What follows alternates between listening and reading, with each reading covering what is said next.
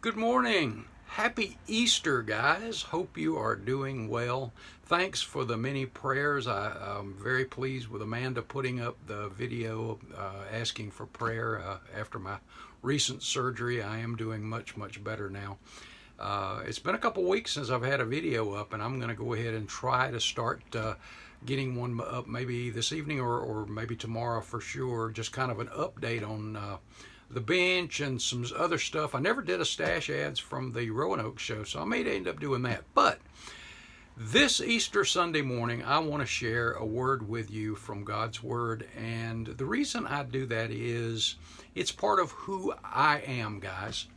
I am a Christian first, and I am blessed to have the gifts that God has given me, no matter what they are. It's amazing as we look at the world we live in. We are just beaten and pressed that we must be tolerant of people, and yet the same people that demand tolerance are intolerant of Christianity. And you know what? It doesn't deter me in the least bit. It's part of who I am. But I want to share something with you that is the greatest news that mankind has ever received. Jesus' life, he was only 33 years old when he died. His ministry was only 3 years.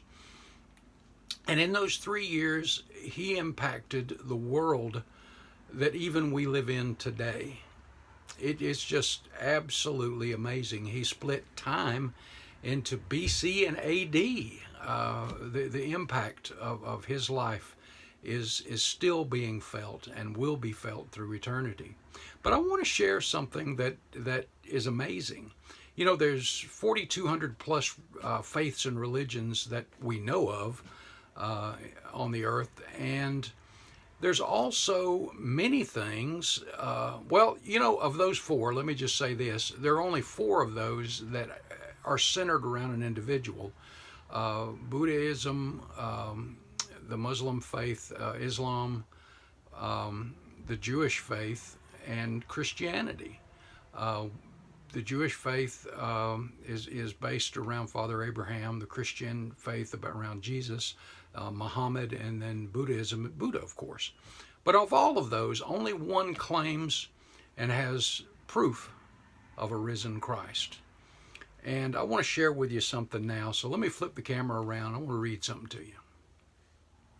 Early in the morning, and we're in John chapter 20, but early in the morning, before daylight, Mary Magdalene had gone to the tomb, and this is what she encountered. She noticed that the stone had been rolled away, and he wasn't there. And we'll pick up in verse 11. But Mary stood outside of the tomb weeping, and as she wept, she stooped down and looked into the tomb, and she saw two angels in white sitting, at one at the head and one at the feet, where the body of Jesus had lain. Then they said to her, "Woman, why are you weeping?" She said to them, "Because they have taken away my Lord, and I do not know where they have laid him." Now when she had said this, she turned around and saw Jesus standing there, and she didn't know who he was, didn't know it was Jesus. And Jesus said to her, "Woman, why are you weeping? Who are you seeking?"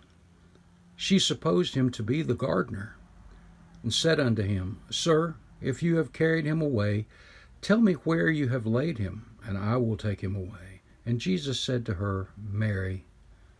She turned and said to him, "Rabboni," which is teacher. And Jesus said to her, "Do not cling to me, for I have not yet ascended to my Father. But go and tell my brethren, and say to them, I am ascending to my Father and your Father, and my God and your God." And Mary Magdalene came and told the disciples that she had seen the Lord, and that he had spoken these things to her. You know, guys, this is what I believe with all of my heart. And you know, a lot of people think, well, that's just foolish words from a book.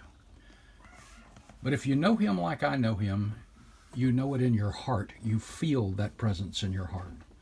And it is my wish that you would indeed know this same Christ. Guys, I hope you have an absolutely awesome Easter with your families. Enjoy some great food, fellowship, and love. Guys, I love you. Amanda loves you. We'll see you in that next video. Later, guys. God bless.